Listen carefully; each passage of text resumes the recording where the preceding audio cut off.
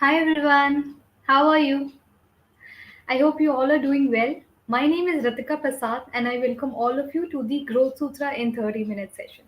Before we start our session, I request all the participants as you join our session, please introduce yourself by mentioning your name and your location in the comment section. Also, if any one of you have any queries, please put them in the chat window. We'll try to answer that soon. So, the speaker for our today's session is Dennis Roman, who is a senior advisor at Growth Sutra, and Vishendra Verma, who is the founder of Growth Sutra and also the host for our today's session.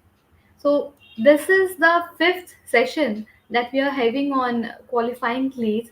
And in our past session of qualifying lead series, we have mentioned the some of the effective prospect that effective prospecting is the key to sales success, and also have covered some of the essential frameworks in qualifying leads.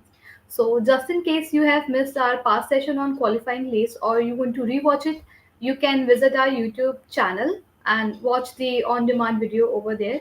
After our session ends, I'm going to post a link to our YouTube channel so that you can access that. So, let's begin a session on qualifying lead, buyer persona, the key to winning. Over to you, Vishendra. Thank you, Ritika. Hi, good morning, good evening, good afternoon, everyone. I'm sure you might have seen our past sessions that Ritika talked about. Of course, we started this journey last year, and this is the ninth session which we are going to have this year. On qualifying leads, we had a separate LinkedIn Live series that we begin, and today we are on the fifth session where we are going to talk about buyer personas. Just a note for all of you, as you are joining, I would request you if you could share your name and location in the chat window. And then, in case if you have any questions for me or Dennis, you can post it on the chat window so that we can read it and, share the responses to your questions. Um, if I look at the buyer persona, and especially when I was actually discussing with various stakeholders in the industry, why buyer persona is so important. What is the reason behind having a concept called buyer persona? And I thought let's look at uh, a comic strip from Marketunist to understand what it entails, what it covers. So if you look at, especially in a corporate world, you might have seen similar kind of scenarios wherein marketing might be given a job to do a buyer persona for the ideal customer profile, and marketing would come and share the buyer persona, sharing the name, the age, even what are the interest areas, what car he drives, what kind of games he or she watch. Then in terms of favorite Beatle is George. But then when it comes to the discussion with the team, how would this help us to sell ERP software? And then it becomes a challenge for marketeers, especially if they have not have a deeper insights in buyer persona. It just looks like a jobs to be done. It's just a tick mark in their various job lists, and then they shake hands with sales, and then they share with sales that it's a job that has to be done by sales. We provided buyer persona, but now sales has to use the insights on buyer persona and take it forward to make the sales. So, but is that the insights that has been shared in this comic strip enough? Not really. And I'm going to take you through what are the various areas that needs to be looked at in buyer persona. But what is more critical to understand is why buyer persona is important for winning deals. So buyer persona will help you in precise targeting and personalization. That means when you have a good understanding of your buyer, their motivation, their insights into their pain points, their preferences for individual um, for the solutions or the interest areas. that can help you to capture their attention with tailored message, content, and solutions. Secondly, that can help you to build effective communication uh, and engagement that can build the trust and credibility with the right stakeholders that you are targeting for making that sale. Last but not the least is the informed decision making at your end, wherein you can, once you have understood the buyer persona, what are the various what is the decision making process within the organization, highlighting the roles, challenges, and priorities of different stakeholders. You can navigate the complexities of the buying committee, and you can address their pain points, their interest areas in a more effective manner. So you are also, with the help of deeper insights, you're also streamlining the informed decision making process here. If I move to the so that's all, these three would be needed certainly to kind of win a deal. Now, coming back to the session, we have structured this session in three, primarily two different segments. One is the individual. You have to look at from a B2B buyer persona or B2B buying decision perspective. There are two different entities which are important. One is the individual, who is the decision maker or who is playing a role in influencing that purchase buying decision. And then there's an enterprise. The enterprise is driven by values and beliefs and goals, and what are they, aiming to achieve in the ecosystem. So we are going to look at the personas from these two perspectives, and then we will also look at what are the effective engagement strategies that can be built or tailored on the basis of these two personas. So I'm going to start with the individuals, and I'm going to take you through some of the important elements which I covered in during that discussion on the comic strip. So while that comic strip talked about demographics, and you are familiar with demographics, but what is very important is also psychographic. And why? Um, because demographics can only tell you who your audience is. However, psychographics can actually reveal why they make decisions. What are motivations for them to make a decision?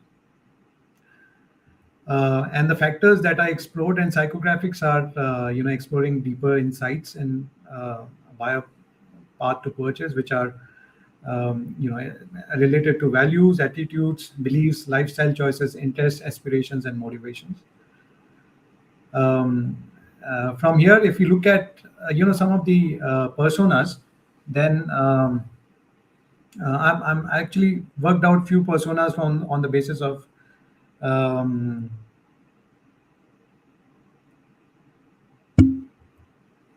okay, it seems there's some issue with our LinkedIn Live.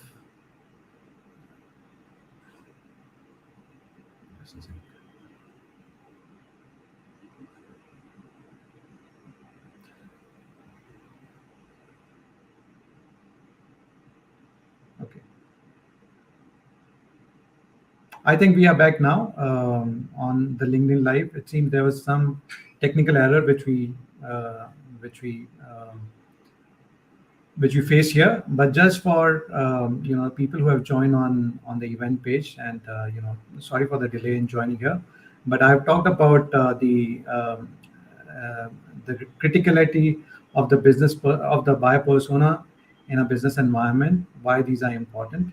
Then I also talked about why psychographics as a in terms of buyer persona are critical to look at apart from demographics. And I'll then talked about some of the aspects within psychographics which are important that needs to be taken care of. Uh, and then I'm actually sharing some of the examples that we have picked for you to talk about some of the psychographics personas or profiling in a B2B context. So the first one that I'm sharing is the innovator enterprise solutions. Um, that actually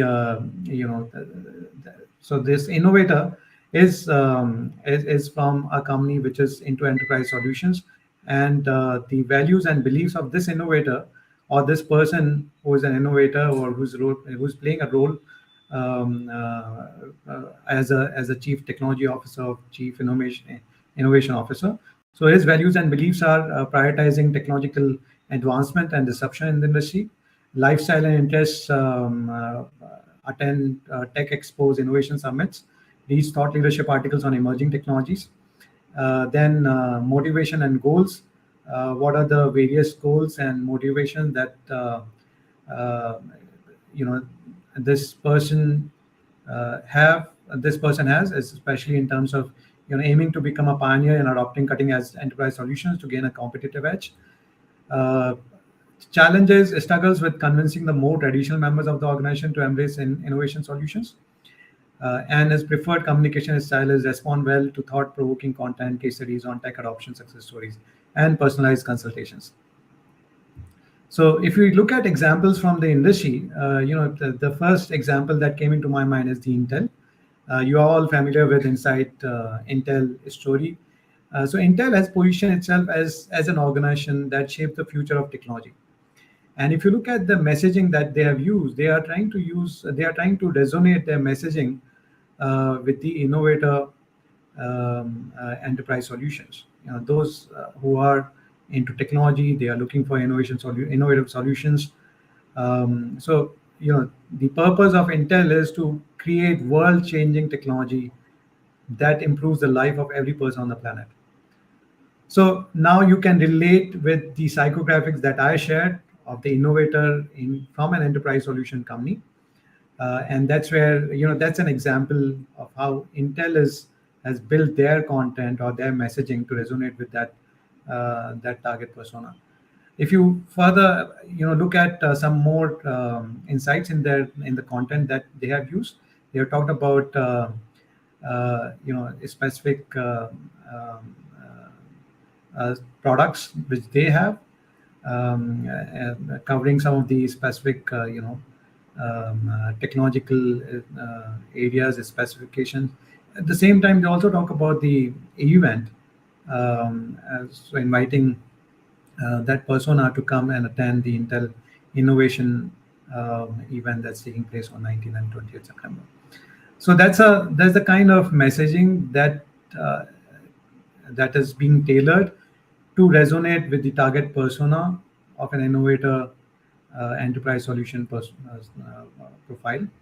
The other example is enterprise is again from B2B perspective is the sustainable manufacturing, the leader of that sustainable manufacturing industry, and what are his values and beliefs are committed to sustainability and reducing the environmental impact of operations within the organization and his partners and customers.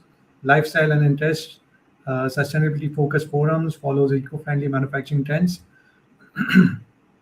Motivations are to transform their manufacturing process to be environmental friendly while maintaining efficiency. Challenge is balancing eco-friendly practices with cost effectiveness and convincing stakeholders of long-term benefits. And preferred communication style, it can be engaging the content that showcase the environmental benefits of products and services, and also appreciate data-driven insights, because data is one of the key pillar of sustainability in the today's environment. If you look at the example, we have Fujitsu that we picked as one of the key example that actually is talking a lot about sustainability as part of their messaging or their value messaging. So in the about Fujitsu, our purpose is to make the world more sustainable by building trust in society through innovation. So that's a key purpose that Fujitsu has shared, and the kind of content which they have used, apart from the about us page, it's the values and principles that's helping them to drive a trusted future. So they have talked about their story, which is again more sustainable by building that in society through innovation. They also talk about technology and service vision, driving a digital-led sustainability transformation. And then they talk about environment, sustainability, governance, which is also very critical in the sustainability industry. The other example is a customer-centric tech integrator, which is which is driven by strong client relationships and providing tailored solutions. Motivate its lifestyles is to seek customer feedback, follows customer experience trends, strives to integrate technology solutions that enhance customer experience and streamline operations, and balancing customization with the scalability and ensuring tech solutions meet unique client needs. So if you look at the example, we can relate it with Salesforce. And Salesforce actually in their messaging they talk a lot about how their AI plus data plus CRM um, is you know uh, equals to more sales and happier customers. So they do talk about with the help of their solutions, you would be able um, to give a better customer experience and to connect with your customers in a whole new way. Similarly, TCS is also one of the example. Sorry, I think, yeah, wherein their messaging is also built on belief and then building greater futures through innovation and collective knowledge. I'll because we are short of time, so I'll skip the fourth one. But this is on the global collaboration enthusiast, and the kind of example that we can see here are from the industry are Cisco. Cisco is one of the example that actually talks about connecting teams to their fans. That's the homepage that talks about the event which they are sponsoring, and they are the official networking hardware provider. And you look at the messaging, the narrative which they have on their messaging, and if you can relate to what I shared previously, so that actually fits in with the psychographic profile of of the persona that I shared in my previous slide. Similarly, we have Google Workspace that also actually talks about flexible, helpful business collaboration solutions for all the ways that work is changing. So it helps you to connect and collaborate with customers, partners, and suppliers. So, while the individuals are critical, what is also important is that these individuals then form a buying committee, especially for complex deals. So in the complex deals, you normally have various stakeholders from different functions, and they play a different role. So understanding having that insight in terms of the committee dynamics would also help you build your solutions or your messaging so that you can actually address the pain points or the interest areas of all the individuals who are involved in the buying committee. So these committee members can include the dominant decision maker, the skeptical analyst who might be looking for more data or evidences or proof of what the solution can deliver as benefits. Innovators champion would be looking at future trends. The cost conscious CFO would be looking at the cost implications and the ROI. The user advocate, if there's any user advocate as part of the buying committee, the user advocate would look at the user experience and the users who would be using that application. The risk averse gatekeeper would try to understand why to disrupt the existing ecosystem, and he may be looking at from that perspective. The visionary CEO would be looking at from a perspective of the long-term strategy of the organization, and the competitive influencer would actually look at what are the other competition solutions, competitive solutions that are available in the market and that can actually compete with the solution of the supplier. So it's important to understand this buying committee, and the key success factors are you need to tailor your communication for each of these stakeholders. There needs to be a value alignment that needs to be done in your solution messaging or the way you interact with each of these stakeholders who are involved. You need to also ensure that you are mitigating risk and concerns which have been shared by them. You need to clearly articulate the ROI to all the stakeholders so that you can get their early buy-in. And then the decision makers have to be engaged early on as part of your engagement with that customer. Okay, so that's are some of the slides that I have for the individuals. I have few questions for you, and while I ask these questions, you can actually respond in the chat window with your comment.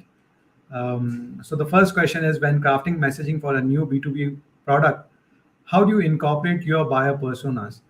I'm sure the you might have got some of the insights from what I shared earlier, but from your perspective and the current system that you have in place, how are you incorporating your buyer personas currently? So is it A, which is messaging is tailored directly to persona needs and pain points?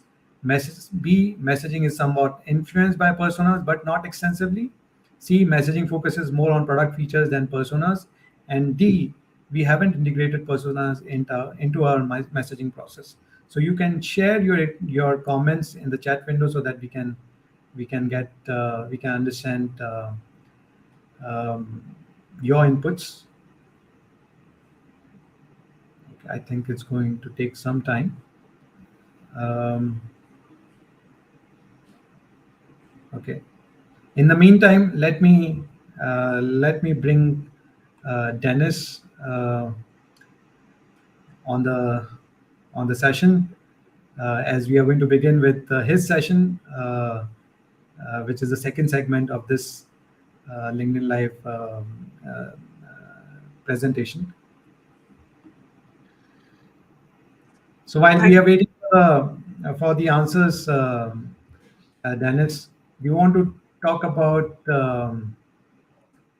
your session, and we can probably then begin with your set of slides? Okay, Vish. Thank you, Ritika, and thank you, Vish. Very much appreciated. I really enjoyed, Vish, your comments about the theory of persona and the actual examples that you match up to them. I think that was a perfect set of use cases. And thank you, everybody, for joining us today. The enterprise buyer persona.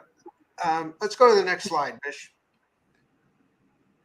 Okay, so why do we all attend workshops like this one today? Why are you here? Why are you interested? Why are so many people putting on workshops? Because we're trying to figure out how to improve ourselves, how to improve our corporations' behaviors. And so we're looking for ways to change things up so we can make things more effective. And my idea there is that's kind of like stretching a rubber band.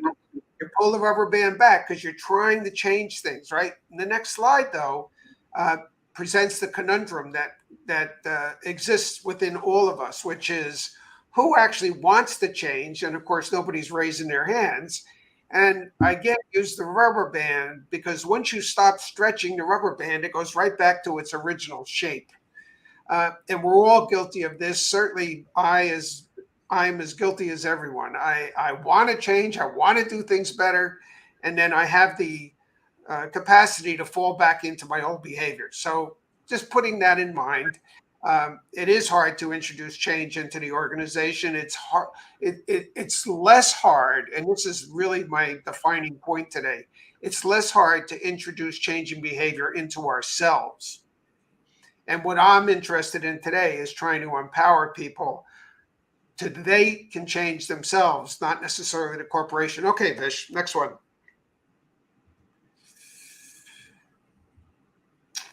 Okay, these would be, I think, a group of 15 classic buyer persona characteristics if you look at it from the company's point of view. So I'm not talking about an individual who works at any corporation, any of the ones that Vish even went over today, which included, TCS and Intel and Cisco, et cetera. I'm just talking about the company itself. And Vish did a nice job of telling us how the company broadcasts its persona into the world. But behind that broadcasting that the company does, there's actually these 15 things that are all reasonable and appropriate to be used to figure out where the company is and how sales and marketing might best approach the company in order to make a difference and be able to gain traction at the company. So hopefully they would win a deal at some point. Fine. Now, let's take another example of a company broadcasting its persona, but this time it's analog. Go ahead. So which of the, I'm sorry, I got ahead of myself. Which of these do you feel strongest about? You know, you can make a mental note, you can put it in the chat. Which of these 15 things do you really feel strongly about? Meaning, yes, I think they are important. And yes, I have a handle on these things for anybody who's in my funnel or who we're going after. That's the first question. And the second question that you could also consider. Next slide. Yeah. Which of these is hardest to come by? So whereas you might have 5 in the, 5 out of the top 15, which do you find hardest to come by? For me, I would say 11. The budget part would be one of the best examples of what's hardest to come by. So there might be a disconnect between what's viewed as really important as a characteristic or a filter and what kind of information is readily available. Okay, Vish, next one. Now, here's what I meant about a company broadcasting in analog format, its personality. Vish, let's see. I don't see it. Yeah, go ahead. We got to fill. Okay, here we go. Okay, so I'm not kidding. This is an actual corporation, the Longaberger Company in Newark, Ohio. What do you think this company makes? So as you drive down the highway in Newark, Ohio, this monster headquarters building is sitting on the side of the road. So all of Vish's examples, which were all appropriate, is people projecting digitally what their characteristics are. Here's a company that's projecting analog, and as analog as you can get. But if I left you to your own devices, go ahead, hit the slide, Vish, for the survey question. Yeah. Should pop. Yeah, so you could figure out what could you project about this company. Right now, I admit there's not a lot of companies that have this behavior. I mean, I know Apple built in Cupertino their giant circle and all of that, but what could you project? This company is projecting its personality, and it's fairly easy to make some conclusions about what kind of a company this is. All right, Vish, next one. So we've covered the 15 characteristics. I've shown you those, the 15 characteristics that we just talked about, but I maintain there's actually a characteristic that's not on the list. And I maintain that characteristic is a superset of all of these. I maintain there is a characteristic about companies that isn't on the list, but it's more important than all of these. I hope that tickled your appetite to know what I'm talking about. Let's go to the next one, Vish. And that one is greater than them all. The financial health of the target company is greater in importance than all of the other things that you could learn about a company or you might consider. Because if the company is healthy, they behave in a certain way. If a company is ailing, they behave in a different way very often. And it's possible to make money addressing or going to companies of both types if you specialize your approach a bit. But the financial health of a company is really a bigger deal than any of the other characteristics I've shown you. And within those characteristics, here are 15 that are each reasonable, some more so than others, about figuring out what the financial health of the company is that you're going after. So again, in the chat, if you wish to, which of these do you track regarding your existing funnel? I would imagine revenue growth. Everybody's tracking that. And maybe you're tracking market capitalization, which I actually submit. It makes more sense to group companies by size of their sales, not by size of their market cap. But anyway, there's 15. Which ones are you really good with and do you have a handle on? Okay, Vish, next one. So in this world, the corporate financial health and I'm saying financial health versus stress. On the left, we have companies that have greater financial health, which theoretically equals lower stress. I mean, do I have to prove that to us? No. How about in our own lives?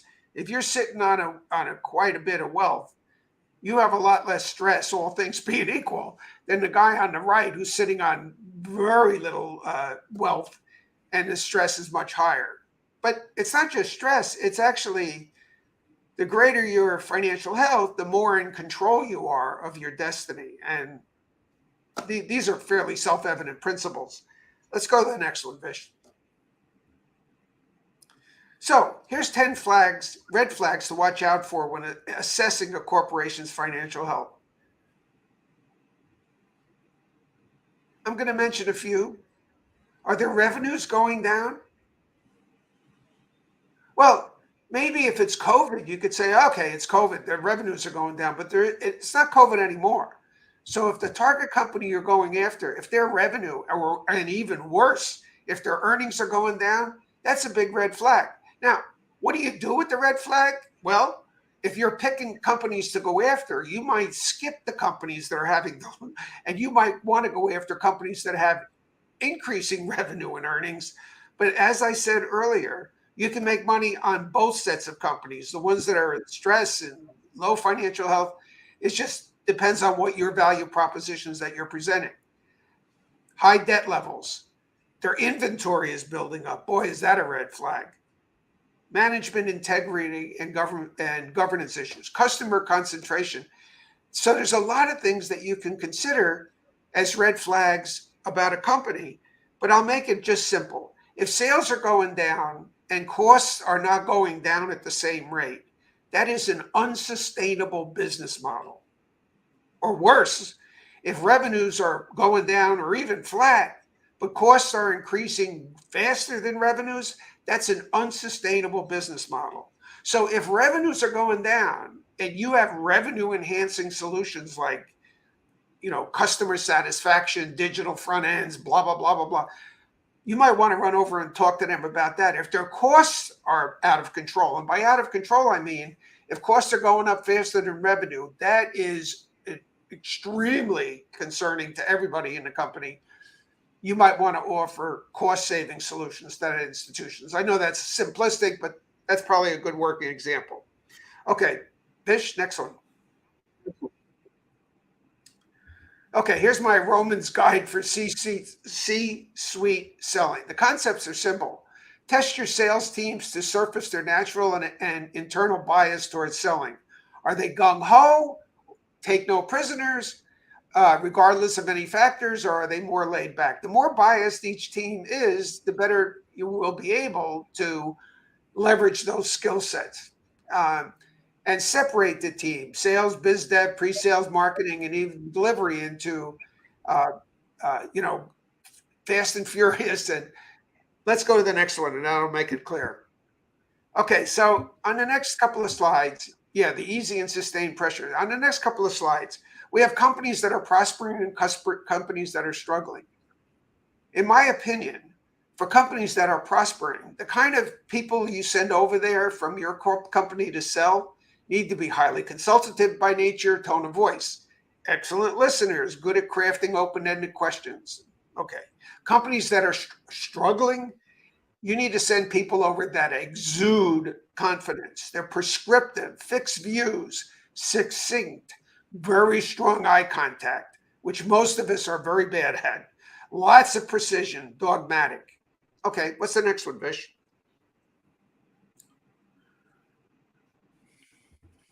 Same format. Companies that are prospering, their point of view can and likely should progress relatively languidly. Your team should be over there thinking like old-fashioned dating, if you get my drift. Companies that are struggling, they expect almost instantaneous reactions from you. Think speed dating. How about next one, Vish? Again, companies that are prospering, the sales cycle speed, the companies that are prospering, they're looking for reasons to say no.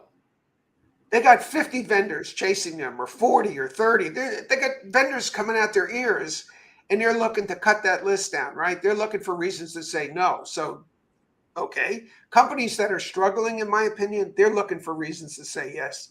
You give them all the reasons you can why they should say yes. Vish, what else we got? Yeah, I think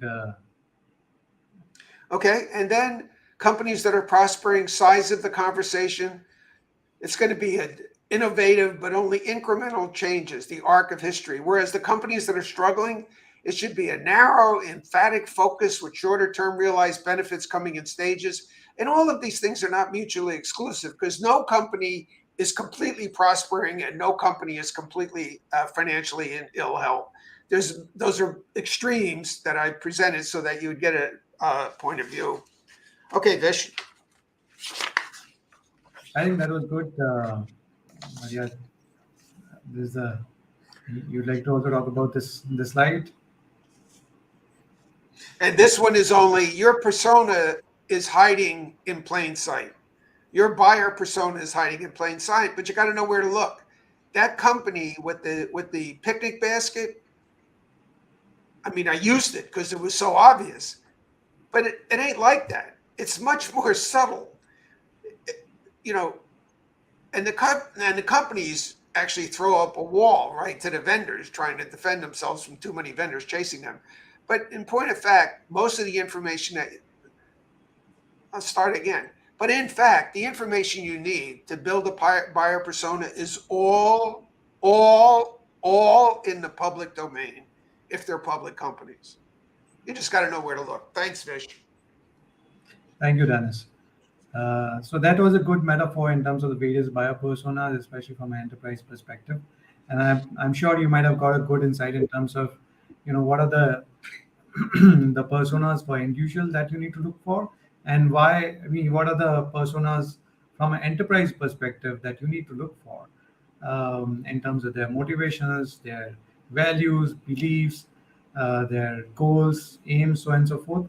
But what is, so when you are building a relatable persona, when to create a relatable personas, we have actually worked out some steps that you can follow when you're kind of developing a persona for your buyers. So the first step could be identify your audience, the right audience, the roles, the decision makers, the influencers, the mobilizers, and then you segment your audience on the basis of the parameters that you can decide. Either it can be form of their psychographics, or it can be demographics, or it can be industry basis segmentation. Then you look at the developing empathy map, which is getting in their shoes, understanding what are their pain points, what are their motivations, and on the basis further when you build that, you can add the demographics, and then add the psychographics, define their psychographics on the basis of the personas that you would find. What is also important is to provide a scenario for and what are the triggers for them when they make a purchase decision. So you need to also create a scenario, define their goals and pain points, their communication preferences, then the craft a persona story that will actually give you a deeper deeper insight in terms of what is going to be their buying journey, what is the customer journey which they be following, and then you can help that information to kind of validate with your solutions, with your messaging, and that you can keep on iterating to improve that process, and then align with your strategy. So these are the steps that you can follow in order to create your relatable personas, and how to align with your strategy, so that it can actually help you in crafting a buyer persona, which can enable you to win your deals. So, all right. So we have already taken 45 minutes, more than 45 minutes in this session. Of course, in the initial, we had faced some technical glitches. We apologize for that, but I'm sure you might have found this session insightful. This is the fifth session which we had on the qualifying leads. Um, the next session which we are planning to have is going to be more with reference to the uh, challenges which people might be facing in qualifying leads, and these challenges cut across various elements within the qualifying leads, and we would be having an open discussion with all the stakeholders, so your stakeholders can also join that chat, and you can also contribute with your insights and inputs. You can raise your questions, you can share your questions with us, and we'll address your questions there during the session. So me and Dennis will be there. We'll be hosting that session on 21st of September. It's going to be at the same time, and it's going to be on the LinkedIn itself. But this is going to be an audio session, and it's not going to be a video session. So we will try to move away from the presentation, and we will try to make it more of a conversation rather than the pedagogy which we have been using for these sessions. Thank you so much for joining this session, and thank you, Dennis, for sharing lovely insights. I'm sure the audience would have certainly gained a lot of perspective in terms of enterprise personas and also individual personas. I'd also like to thank Ritika, who has been managing the logistics. But it was this video is going to be available on various channels, and if you have missed out any part of this session, you may probably look at this video on our YouTube channel, where you will get the complete video. But thank you so much for joining this session, and we look forward to seeing you on 21st of September on LinkedIn itself. Thank you so much. Bye-bye, everybody. See you next time. Thanks, Ritika. Thank you, Vish. Thank you.